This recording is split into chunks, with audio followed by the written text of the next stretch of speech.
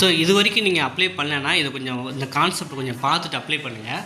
So அரசு வந்து பார்த்திங்கன்னா 18 வகையான கேட்டகரியில் வந்து இப்போ உள்ள ஒரு ப்ரியாரிட்டி கொடுக்குறாங்க. ஸோ ஒரு முன்னுரிமை அடிப்படையில் வந்து ஒரு சிறப்பு இடஒதுக்கீடு இருக்குது. ஸோ ஏற்கனவே வந்து உங்களுக்கு கம்யூனிட்டி வைஸாக இடஒதுக்கீடு இருக்கும். அதையும் தாண்டி வந்து பார்த்திங்கன்னா ஒரு சில ப்ரியாரிட்டி அடிப்படையில் அரசு வந்து சிறப்பு இடஒதுக்கீடு கொடுக்குறாங்க. ஸோ இந்த சிறப்பு இடஒதுக்கீடு பெறணுமா இதுக்கு தகுந்தாற் போல் நீங்கள் சர்டிஃபிகேட் வச்சுருக்கணும். அது என்னென்ன சர்டிஃபிகேட் வந்து எல்லாராலும் வச்சுருக்க முடியுது, அது எது வச்சுருந்தா நமக்கு பெனிஃபிட்டாக ஈஸியாக வேலை கிடைக்கும் அப்படிங்கிறத பார்க்குறான்.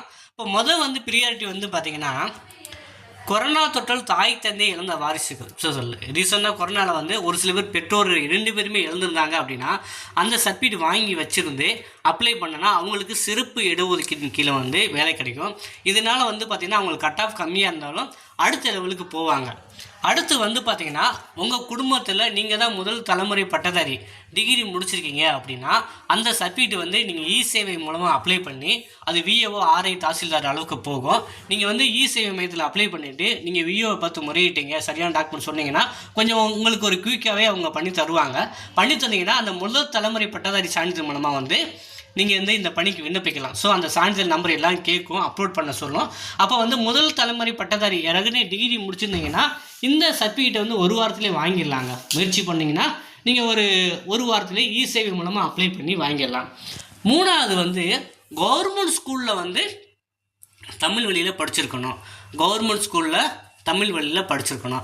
அது 1லேருந்து 10 வரைக்கும் நீங்கள் கவர்மெண்ட் ஸ்கூலு. ஒரு சிலவர் 1லேருந்து 5 வரைக்கும் ஊராட்சி ஒன்றிய தொடக்கப்பள்ளி, அதுக்கப்புறம் நான் 6லேருந்து 10 வரைக்கும் மேல்நிலை பள்ளி படிச்சிருக்கேன், இல்லை உயர்நிலை பள்ளி படிச்சிருக்கேன் அப்படின்னாலும் 2 சர்டிஃபிகேட்டாக வாங்கி அப்லோட் பண்ணுற மாதிரி இருக்கும். நான் ஏற்கனவே டிஎன்பிசிக்கெலாம் வாங்கியிருக்கேங்க, அது போதுமானா இது போதுமானதான். ஆனால் நீங்கள் எத்தனை ஸ்கூலில் வேணால் படிச்சிருக்கலாம். அந்த ஸ்கூல் வந்து கவர்மெண்ட் ஸ்கூலில் இருந்தால் இப்போ ஒரு 2-3 ஸ்கூல் மாறி இருக்கீங்கன்னா எத்தனை ஸ்கூல் மாறிக்கணும் அந்தந்த ஸ்கூலுக்கு தனியாக சர்டிஃபிகேட் வாங்குற மாதிரி இருக்கும். ஸோ இதுவுமே வந்து ஒரு வாரம் அடைஞ்சிங்க அப்படின்னா இந்த சர்டிஃபிகேட்டை வந்து வாங்கிடலாம்.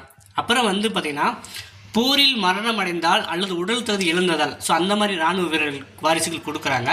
ஆதரவற்ற விதவை, ஸோ இந்த டிரைவர் கண்டக்டர் அப்படி கிறிஸ்டல் வந்து ரொம்ப கம்மி தான். அப்புறம் வந்து இன்டர்கேஸ்ட் மேரேஜ், கலப்பு திருமணம் புரிந்த சர்டிஃபிகேட்டு. ஸோ நீங்கள் வந்து கலப்பு திருமணம் இன்டர்கேஸ்ட் மேரேஜ் பண்ணியிருந்தீங்க, அதாவது மணமகள் அல்லது மணமகன் யாராவது ஒரு எஸ்சி/எஸ்டி பிரிவினர் சேர்ந்தவர் இருந்தால் மேரேஜ் பண்ணியிருந்தீங்க அப்படிங்கன்னா நீங்கள் வந்து இந்த எலிஜிபிள் இந்த சர்டிஃபிகேட்டு இருக்கிறவங்க இல்லை வாங்கி அப்ளை பண்ணவங்க கொஞ்சம் அலைஞ்சி வாங்கி வச்சிங்கன்னா அந்த அளவு ஒரு ப்ரியாரிட்டி கொடுக்குறாங்க. அப்புறம் வந்து முன்னாள் இராணுவத்தினர் அல்லது அவர்களது மனைவி மற்றும் மகன்கள் அல்லது திருமணமாகாத மகள்கள் அதுக்கு கொடுக்குறாங்க. தியாகிகள் மற்றும் தமிழ்மொழி காவலின் நேரடி வாரிசுகள். ஸோ இதெல்லாம் வந்து பார்த்திங்கன்னா சொன்னது எல்லாராலையும் வாங்க முடியும். ஸோ குறிப்பிட்ட கேட்டகரி உள்ளவங்களுக்கு மட்டும்தான் இந்த சர்டிஃபிகேட்லாம் வச்சுருப்பாங்க. அது அவங்க நோட் பண்ணிக்கோங்க. சரி, இந்த சர்டிஃபிகேட் இருந்தால் இதெல்லாம் டிக் பண்ணுங்கள். சப்போஸ் வந்து இந்த இடஒதுக்கீடே வேணான்னா எதையும் டிக் பண்ணிடாதீங்க. ஸோ இந்த சர்டிஃபிகேட் வாங்க முடியும்னா மட்டும் அதை மட்டும் டிக் பண்ணுங்கள். தேவையில்லாமல் எல்லாம் கேட்டிருக்காங்க டக்குன்னு டிக் பண்ணிவிட்டு கடைசியில் அப்ளை பண்ணும்போது எல்லா சர்டிஃபிகேட்டும் கேட்கும். சரிங்களா? ஸோ அதனால தான் நான் இந்த காணொலியே பண்ணுறேன். ப்ரியாரிட்டி வந்து இருந்தால் நீங்கள் டிக் பண்ணுங்கள், இல்லாட்டி வந்து இதை தொடாதீங்க.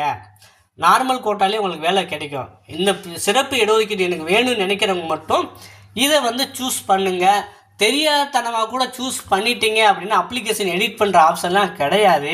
அதனால் வந்து இந்த சர்டிஃபிகேட் எடுக்க முடிஞ்சால் பண்ணுங்கள், எடுக்காட்டி அதை அப்படியே விட்டுருங்க, கேட்காது. சரிங்களா? ஸோ அதனால் வந்து இதை புரிஞ்சு பார்த்து அப்ளை பண்ணுங்கள்.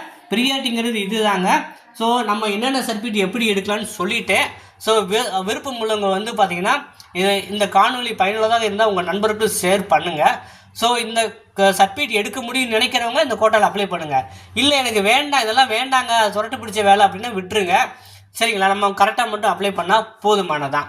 இது சம்மந்தமாக டவுட் இருந்தாலும் கமெண்ட்டில் தெரிவிங்க. அடுத்த காணொலியில் நம்ம டிஸ்கஷன் பண்ணலாம். உங்களுக்கு ஸ்டடி மெட்டீரியல் ஆன்லைன் கிளாஸ் வந்து இப்போ போய்கிட்டு இருக்கு. விருப்பம் உள்ளவங்க இந்த டிஸ்பிளேயில் வாட்ஸ்அப் சாட் பண்ணி வாங்கிக்கலாங்க.